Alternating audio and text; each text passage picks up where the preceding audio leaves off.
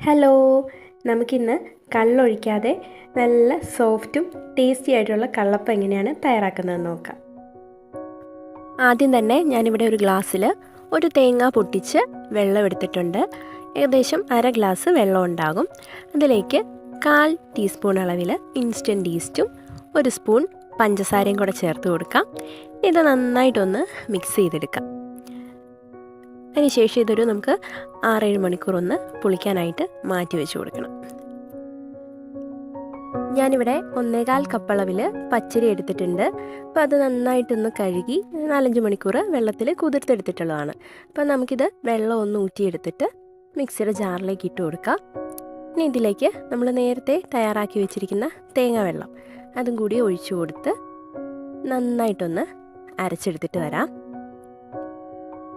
അപ്പോൾ ഞാനിപ്പോൾ അരി നന്നായിട്ട് അരച്ചെടുത്തിട്ടുണ്ട്. അപ്പോൾ ഇതിൽ നിന്നൊരു 2 സ്പൂൺ ഈ ഒരു പാനിലേക്ക് ഒഴിച്ചു കൊടുക്കാം. ഇതിലേക്ക് ഏകദേശം ഒരു 3/4 ഗ്ലാസ് വെള്ളം കൂടി ഒഴിച്ചു കൊടുത്ത് നന്നായിട്ടൊന്ന് കലക്കിയെടുക്കുക. ഇനി ഇത് നമുക്കൊന്ന് കുറുക്കിയെടുക്കണം. ഒരു മീഡിയം ഫ്ലെയിമിൽ വെച്ച് കൊടുത്തതിന് ശേഷം നന്നായിട്ട് ഇളക്കി കൊടുക്കുക. കൈ എടുക്കാതെ നന്നായിട്ട് തന്നെ ഇളക്കി കൊടുക്കണം, അല്ലെങ്കിൽ ഇത് കട്ട കെട്ടി പോകാനുള്ള സാധ്യതയുണ്ട്. ഇവ നന്നായിട്ട് ഇളക്കി കൊടുത്തുകൊണ്ടിരിക്കുക. ഒരുപാടങ്ങ് കട്ടിയാവണ്ട, ചെറുതായിട്ടൊന്ന് ഈ ഒരു പരുവത്തിന് ആകുമ്പോഴേക്കും നമുക്ക് ഇത് ഫ്ലെയിം ഓഫ് ചെയ്ത് തണുക്കാനായിട്ട് മാറ്റി വെച്ച് കൊടുക്കാം. ഇനി നമ്മൾ നേരത്തെ അരച്ചു വെച്ചിരിക്കുന്ന ബാക്കി മാവിലേക്ക് 1 കപ്പ് അളവിൽ ചിരവിയ തേങ്ങയും 1/2 ടീസ്പൂൺ ചെറിയ ജീരകം, ഒരു 4 അല്ലി വെളുത്തുള്ളി, 5-6 ചുവന്നുള്ളി ഇത്രയും കൂടി ചേർത്ത് കൊടുക്കാം. പാകത്തിനുള്ള ഉപ്പ് കൂടി ചേർക്കാം. ഇനി നമ്മൾ നേരത്തെ ഒഴിച്ച തേങ്ങാവെള്ളം അതിൻ്റെ ബാക്കിയുള്ളതും കൂടി ഇതിലേക്ക് ഒഴിച്ച് ചെറിയ തരിതരിപ്പോടുകൂടി ഒന്നുകൂടി ഒന്ന് അരച്ചെടുക്കുക. ഇനി അതിലേക്ക് നമ്മൾ കപ്പി കുറുക്കി വെച്ചിട്ടുണ്ട്, അതും നന്നായിട്ട് തണുത്തതിന് ശേഷം ഒഴിച്ചു കൊടുക്കുക.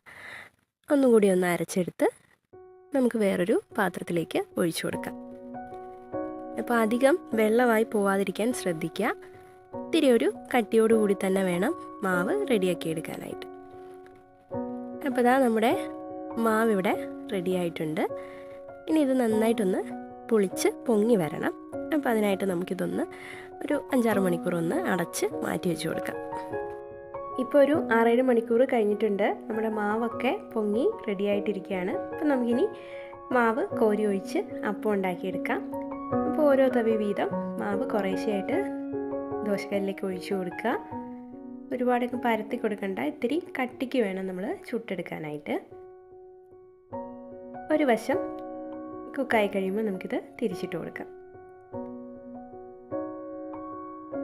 ഇപ്പോൾ ഇത് 2 വശവും റെഡി ആയിട്ടുണ്ട്. നമുക്കിത് എടുക്കാം. ബാക്കിയുള്ള മാവും കൂടി നമുക്ക് ഇതേ രീതിയിൽ തന്നെ ചുട്ടെടുക്കാം. നമുക്കിനി ഇത് വേണമെങ്കിൽ ഒന്ന് മൂടി വെച്ച് വേണമെങ്കിൽ ഉണ്ടാക്കിയെടുക്കാം.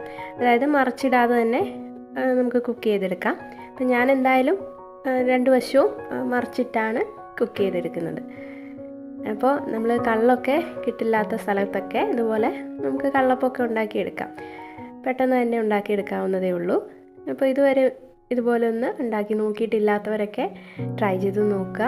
അതുപോലെ നമ്മുടെ വീഡിയോ ഇഷ്ടമാവുകയാണെങ്കിൽ ഒന്ന് ലൈക്ക് ചെയ്യാനും ഷെയർ ചെയ്യാനും, അതുപോലെ ഇതുവരെ സബ്സ്ക്രൈബ് ചെയ്യാത്തവരാണെങ്കിൽ സബ്സ്ക്രൈബ് ചെയ്യാനും മറക്കണ്ട കേട്ടോ.